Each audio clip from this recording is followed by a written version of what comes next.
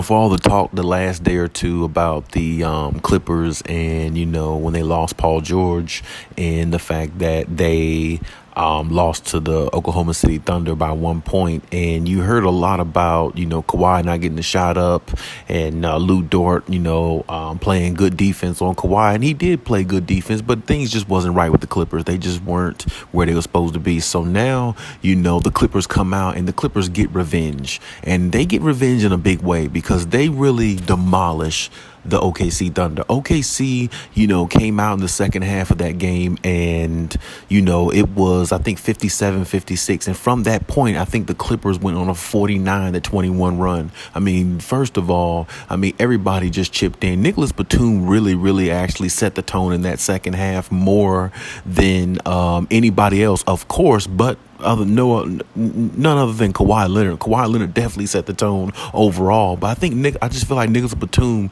really set the tone in regards to busting that lead wide open. I mean, they stretched the lead from like 1 point being down all the way up to now they was up by I think 12 or 13 at the time. And then Nicholas Batum really started getting going. He got a couple defensive plays in there, and he also hit like 4 big threes in the second half. Kawhi Leonard was sensational, of course. I mean, Kawhi definitely was a tone setter for the second half as well. Actually, Kawhi was just a tone setter for the whole game, really, because he started out 7 for 7. I mean, he really shut everybody up. You heard Shannon and them talking about, Lou Dort and all that stuff, making jokes and stuff like that. But, I don't think nobody should count the Clippers out. You know what I'm saying? They still got, Kawhi Leonard, which is their best player. And he is a champion and he is a 2-time Finals MVP. So he knows about winning. And if he has to, he's going to do everything he can in his power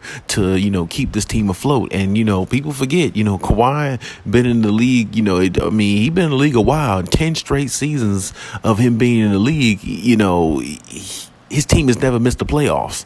He's never missed the playoffs ever. You know what I'm saying? He's got the best winning percentage of all time as a player. Between him and Magic Johnson, and he has that for a reason. So he's gonna put his team. He's gonna put this team on his back as much as he can. But this team definitely has just come along with the ride. And the way they played against the OKC Thunder, shout out to Bones Highland coming in there and controlling the pace as well, taking some pressure off of Russell Westbrook, along with Terrence Mann, getting his minutes. I really like Terrence Mann and what he can give to this team. I think, if they're going to win a championship, he's going to have to be a part of it. I just really believe that if that's, to be for the Clippers. And I really, think that what he brings, to this team can, really uplift them. You know what I'm saying? They're going to need that in the playoffs, especially if they're missing PG for any X amount of time. But either way, like I said, the game was just a complete game by everybody. It was ball movement. It was passing. They were playing some defense. They were, they just seemed so engaged. And the one thing about the Clippers, when they're engaged, I feel like they can beat anybody. And, you look at this team, even without Paul George, their second best player. I mean, these guys really stepped up. The next man up mentality is huge for the Clippers. They seem to thrive really well in these situations. So I wouldn't be surprised, if they don't really, miss too much of a beat. Hopefully they don't anyway, because they really can't afford to, what I'm saying? And like I said, if they can just contain Russ from getting too many turnovers, it'll bode well for him. Or if Russ gets turnovers, he needs to make up for it by knocking down a couple threes. And these last couple games, he really kind of sort of has been doing that, knocking down a couple threes here and there. kind of to, balance out, his turnovers and his mistakes, and his goods that he's doing. So I mean, it needs to be a good balance, because we know he's going to turn the ball over. We know he's going to have those instances, but if he can knock down that three, let's say 2 out of 4 times, or something like that, it'll definitely make up for his woes on the opposite end of the court. But as I said before, Kawhi was sensational. I mean, I can't say enough about Kawhi. I mean, he's really, came into last night, or he came into that game against the Thunder with the mindset of, I'm the best player on the floor and everybody's going to know it and everybody's going to see it. Shai Gilgeous-Alexander, shout out to him, SGA, I like him, but at the same time, you're not on Kawhi Leonard's level. And as much as they want to put you up there, that's good. But, that win they got the other night, that apparently was just, the Clippers had that game. They just basically gave it away to me. They had the momentum. They just kind of let, the Thunder stay around, hang around, and, the Thunder came out with a victory. But, ultimately when it comes down to it, sense of urgency, I'm taking Kawhi Leonard over a lot of players and any player in the NBA pretty much. This guy is a top player, and he basically showed us why he's a top player in the league. He showed us that many times, which we already know, but this was just a reminder of, people doing a lot of talking about the OKC Thunder, like they got, the Clippers number or something like that. Well, if that's the case, they had to prove it tonight, or they had to prove it, in the game they just played. I mean, and it didn't work out. So, I mean, regardless of what people said or whatever, nobody can stop Kawhi Leonard. When Kawhi is on, nobody can stop him. He's a top player in the league for a reason. So don't ever disrespect Kawhi with Lou Dort, locking him up. No, trust me. Like I said, the media just takes things too far, especially Shannon. He tries to, run his mouth and say certain things, but when his Lakers are looking piss poor, the man's looking like he lost a best friend on TV. So I don't want to hear that. But like I said, to shut him up, Kawhi scored a easy 32, 13 for 15. He only missed 2 shots the whole game. Like, that's insane. That's like, us playing. That's like me playing like 2K or something like that. But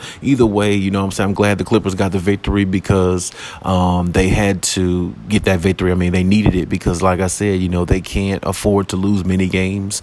They still have to kind of keep going. They have to keep going, and they can't really worry too much about, the Paul George thing. And they just got to kind of hope that Paul George comes back quicker than expected. And good news is, like I said, his injury wasn't the worst. It really was kind of like a sigh of relief, like, 2 or 3 weeks, he'll be out, because the way it looked like he'd be out a whole lot longer. But I mean, that's actually, a real good thing that he has the possibility of coming back. This team just has to stay afloat so they can get into the playoffs in order for him to make that return, so they can, complete this circle and put everybody back in their place and go out there and try to win it, So I'm really proud of what the Clippers did last night. I knew Kawhi was going to come in and, kick ass. That's what Kawhi does, Kawhi comes there. So, I mean, I see Kawhi coming there. You see a lot of these players come in with all these fancy, crazy outfits and like ridiculous outfits and, all this fashion and stuff. Kawhi comes into a lot of these games with some blue jeans and, a velour looking like spring jacket or something like that, and he has like a baseball cap on or something like that, a baseball hat on or something like that. I mean, looking like he just coming to the arena just to kick ass. That's what he does. When you get Kawhi riled up, he will go out there and he will put a hurting on the team the way he did OKC, just to remind OKC, like, I'm still the best player on the floor regardless of what SGA is and what he's becoming.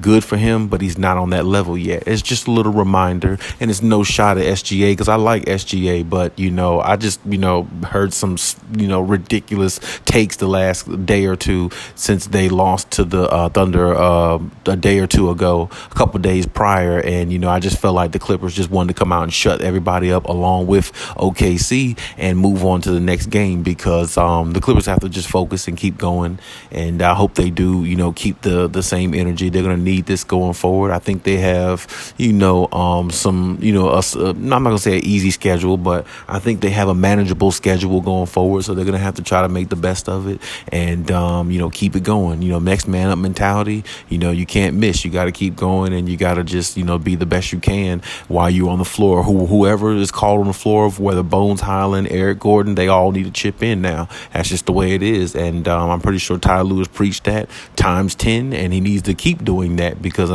somebody's going to have to keep helping Kawhi every single night. You know what I'm saying? He can't just have 30, 35 points and, the next closest man got like 16. You know what I'm saying? Like, unless 5 other people have 10 to 16 points and double figures along with Kawhi, having his numbers, okay, well, that might work. But, everybody's going to have to chip in and really, give a collective effort. I believe the Clippers will do it, but, of course, each game is coming up. Only time will tell, and we'll see exactly where they end up at the end of the season. I believe they'll be just fine, end up in the playoffs. Myself, I believe Kawhi can keep this team uplifted as long as they back him up and as long as everybody play their role and do their part.